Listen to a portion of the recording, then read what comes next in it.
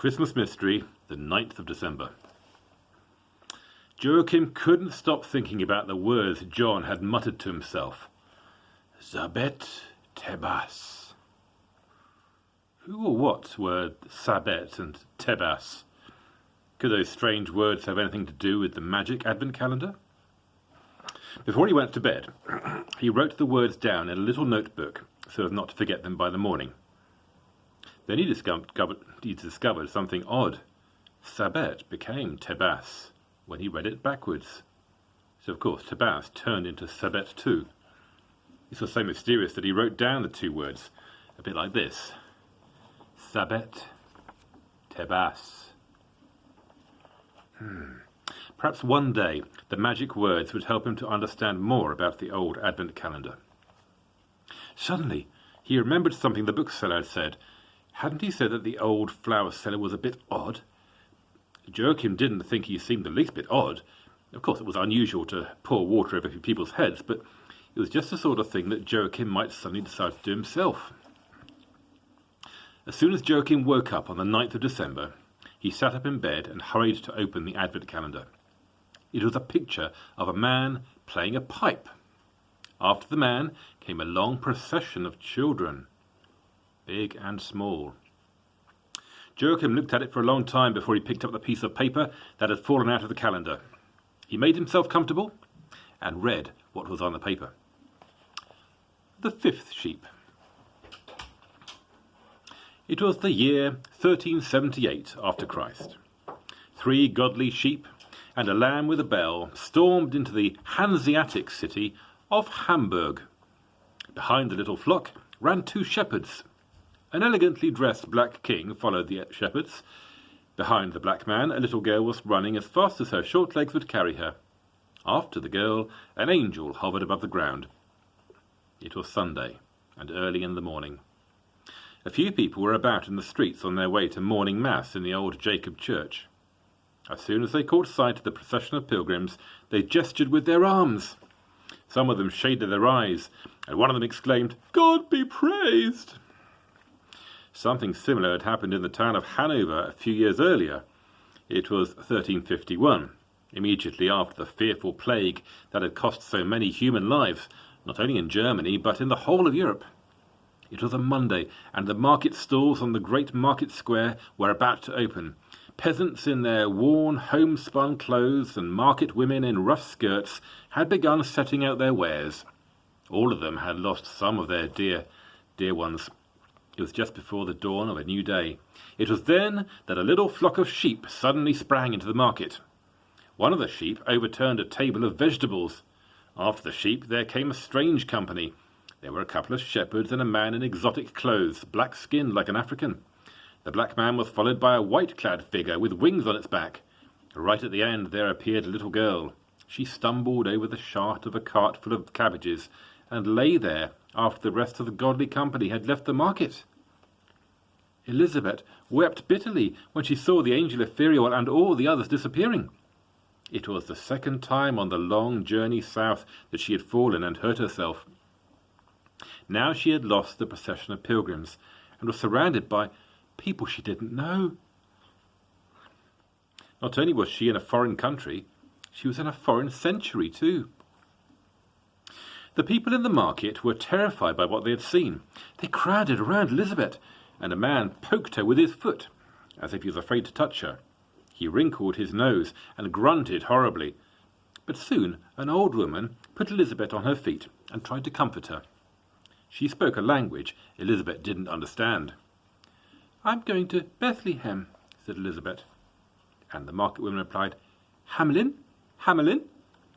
"No, no," sobbed Elizabeth. "To Bethlehem, to Bethlehem." Those were her words. The next moment one of the angels of the Lord appeared in an arc of light above the market. Elizabeth stretched out her arms towards the angel and cried, "Ephoriel, Ephoriel!"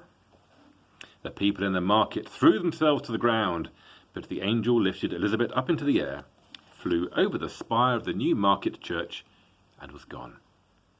He put her down on a country road outside the town where the sheep, the shepherds, and Caspar the Black King were waiting. "Isn't it just what I was saying?" chuckled Joshua. When one of the lambs is lost, the shepherd must leave his flock and find the lamb that has wandered away. He struck the ground with his crook. To Bethlehem! To Bethlehem! How far is it to Bethlehem? Asked Elizabeth. Not very far, my dear, said Ithuriel. And after a while they came to a town on the bank of another river. This is Hamelin, said Ithuriel. The river is called the Weser, and the year is 1304 after Jesus' birth. A few years ago, a dreadful misfortune occurred in this town. Well, in a way, they only had themselves to blame. They had broken a solemn promise, and that's something one should never do. What happened? Asked Elizabeth. The town had been plagued by rats for a long time, but then a rat catcher arrived in town. He played on a magic pipe, and the sound of the pipe made all the rats follow him.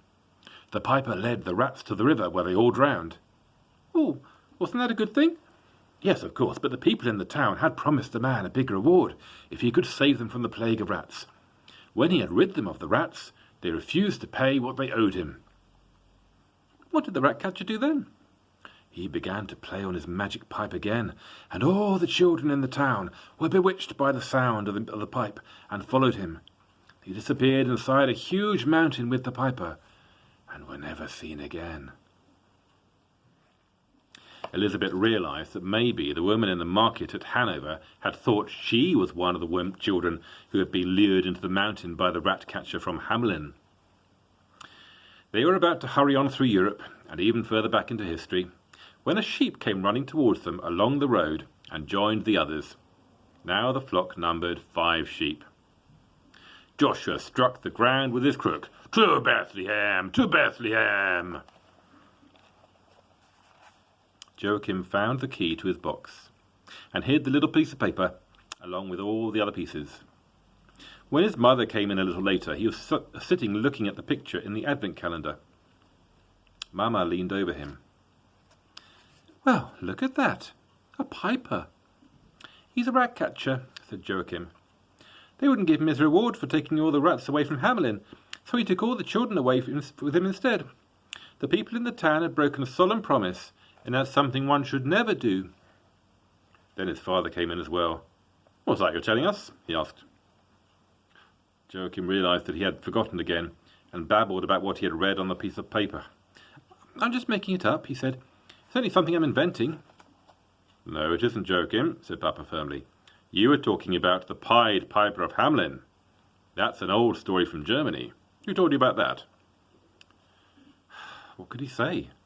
He had to hit on something clever. Ingvild, he said. She was his teacher. Or maybe it was someone in the class. He was telling lies. But wasn't he allowed to lie about a Christmas present? Wasn't that the only thing in the whole world that you could lie about as much as you liked? After school, Mama and Joachim went into town to buy an anorak, and Joachim asked to go into the market. There were not as many people in the market as there were in summer. Some stall holders were selling wreaths and candles, others were selling all sorts of Christmas presents. I wonder how they can bear to stand here in the middle of winter, shivered Mama. There's someone over there selling flowers too. That's because part of the glory of heaven has strayed down to earth, said Joachim. Something was laughing inside him. What are you talking about? Asked Mama.